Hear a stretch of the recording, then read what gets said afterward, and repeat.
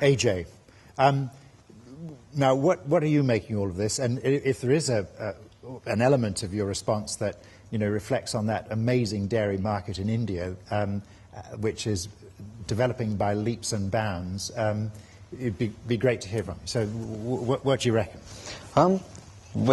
To be honest, I didn't know much about the dairy industry, and I've been doing a lot of reading for tonight, and I was quite surprised and fascinated with some of the statistics that I encountered, and just with how John was saying in the chart that we saw with population growth. One statistic that stood out was, according to the UN, food supply and demand has to increase by 50% by 2030, so that's in the next 15 or 30 to 20 years, and by 100% by 2050. So that presents us with a huge growth potential for this market. And a majority of this demand is coming from non-OECD countries or developing countries, and the majority of them are in the Asia-Pacific region. So it gives New Zealand a really good opportunity as well from where they are. But one thing that is changing, however, is the production facilities are now in-house in those countries. So it's not just the demand and the consumption that's going up, but also the production. So New Zealand's model as a country which is being exported, it seems to me as it's under threat. I'm not an expert in the industry, but just one statistic that I saw was with milk powder. By 2015, which is in the next 5 to 6 years, production in non-OECD countries is going up by 65% and consumption by 50%. And this is in contrast to the OECD countries where the increase is 13% and 8%. So it's quite clear where the future markets are, and it's really, now I'm excited to see what Sinla is doing, and we'll follow up on that. And another thing that stood out was after our discussion with Australia and what they're doing as well in their dairy industry, I just learned that the Victorian government, they organized a Victorian Food and Wine Festival in my city back home in India. So this was a chance organized by the Victorian government for people in the food industry in the Australian state to go and present their products. And what they're trying to do is not just focusing on Australian products ending up in our supermarket shelves, but trying to integrate the supply chains as well.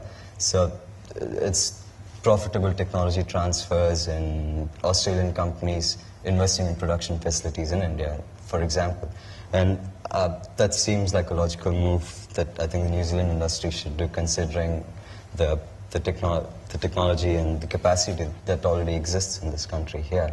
So I think the future would be exports in the Asia-Pacific region, as well as not just commodities, but exporting New Zealand's experience and expertise in this industry. And it's a really huge growth potential there. That's great, thank you.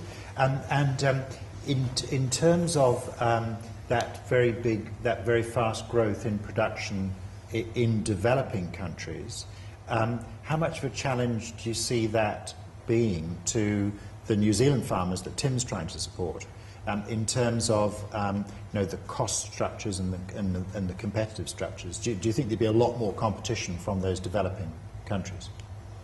I would anticipate that, yes, but although I don't know if the markets that they would be competing in is the same as well. And so I think it should be more of a collaborative effort for the dairy farmers here in New Zealand. So even if you might not be able to compete directly, but I think there can be a good collaboration that can right. So it's interesting. So you're thinking that big increase in output in developing countries might be sort of lower and middle market, whereas out of New Zealand we could be competing by, as John is suggesting, going into the higher end of the market. Yeah. Okay. With the prices, with what he mentioned as well, with milk powders, a majority of that, even with the growth and the demand that's coming from, is from the middle class in all these developing countries. So the spending power is not exactly the same as what you would have here in New Zealand. So I think the products that you're competing in is different. And that was one, I think the company's name is Ballantyne's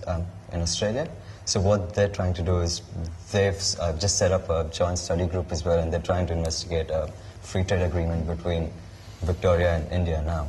And they're competing in the lower end of the market, which is where the largest revenue is. And that's where they're trying to link. So they can't compete with high-end products that sells well in Australia, but they're changing to the market realities there. That's great. So, Well, look, thank you very much indeed for those insights. Thank you.